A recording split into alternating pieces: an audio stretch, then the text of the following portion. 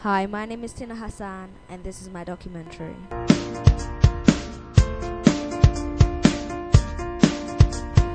There are those amongst us in our small town who have been involved in the world conflicts. It's been a great honor for me and my peers to interview some of these individuals, listen to their experiences, and what they have to share with us. One of these individuals is Mr. Tom Harris. Mr. Harris was born in a small but beautiful island in the Caribbean known as Dominica. He was raised by his mother and grandmother and completed all his education in the island.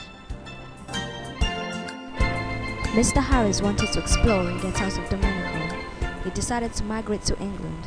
Here's Mr. Harris himself telling his story. So, when I grew up and I was ready to leave, as I said, I saved the money to travel, and I was ready to go. It was a matter of, I could have gone to the States or to England, but because my grandmother had lived in the States for a length of time, I didn't want to go there because I knew the amount of discrimination that had been there. So I chose England because England was a better life. I came to England in 1958. Discrimination was rife.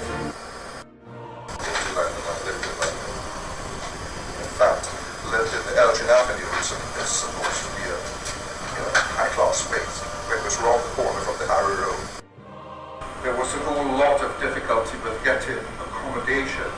I was fortunate in that a friend of mine, Leland Ferguson, kept a room for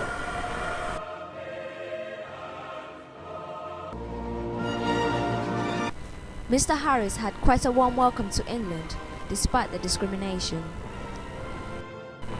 Mr. Tom Harris still wanted to live out his childhood dreams, which was to travel and see the world. So at the age of 24, Mr. Harris joined the Royal Air Force.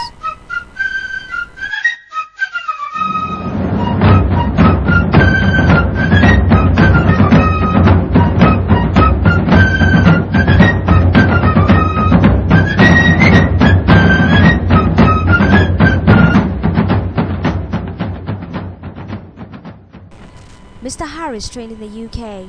One of the training requirements which he mostly talked about was square bashing. What is square bashing?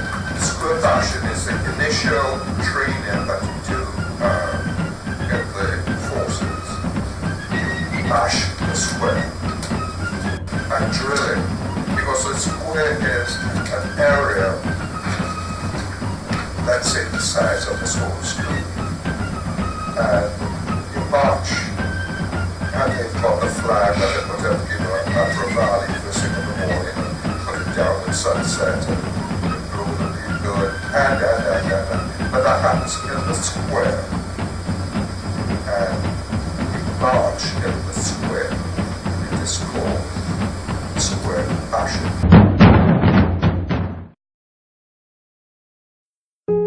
Mr. Harris then went on to talk about the intensive living conditions there were while he was square bashing. While you're square bashing, you live very intensely with these people involved, with your marching with them every day. You're playing games with them, there's this, go to the the dining room with them and everything. You do that for some time too. You live so intensely with these people that you forget who you are almost. When I say you forget who you are, at the end of that square bashing period, which is that intense living, I get some leave, something like 2 or 3 weeks leave, and we will go for that. And I went to my friend's place in London, and for a split second, when I looked at that period to brush my teeth, I did recognize myself.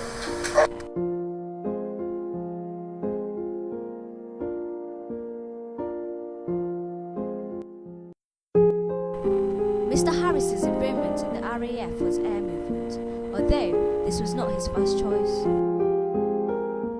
I wanted to become a builder, and of course my qualifications were very few and far between. spoke to the careers officers, they told me if you join that team, you'll be ticket for the remainder of the 9 years you're going to serve planning on. So I was guided towards where there were fewer people morning, and I became an air movements worker. That is, the handling of passengers and freight moving around them. You loaded the freight, you processed the passengers and loaded them onto the aircraft. That's what I did here at air movements.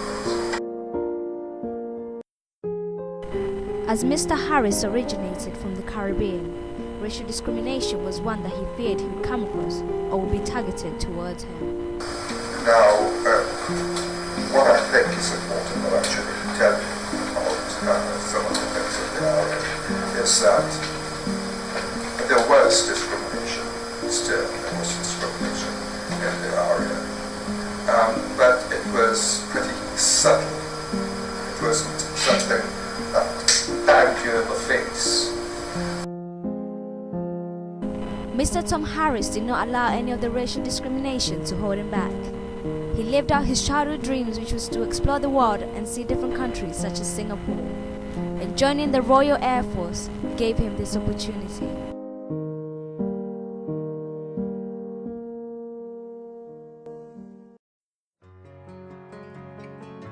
Mr. Harris left the RAF after 18 years of serving.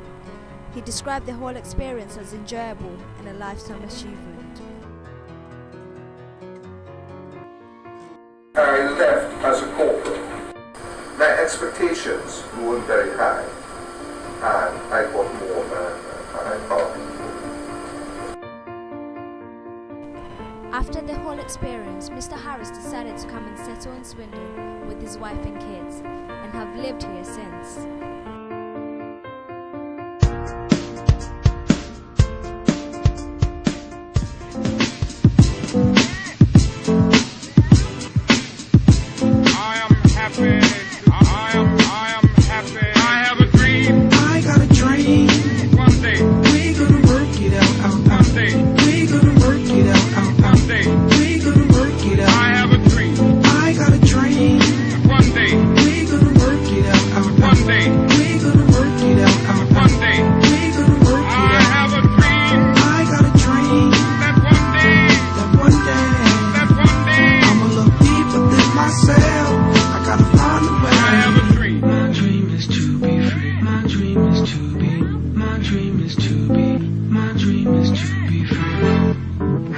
Search of brighter days, I write through the maze of the madness. Struggle is my address with pain and crack lives. Gunshots coming from sounds of blackness. Given this game with no time to practice. Born on a blacklist, told I'm below average. A life with no cabbage.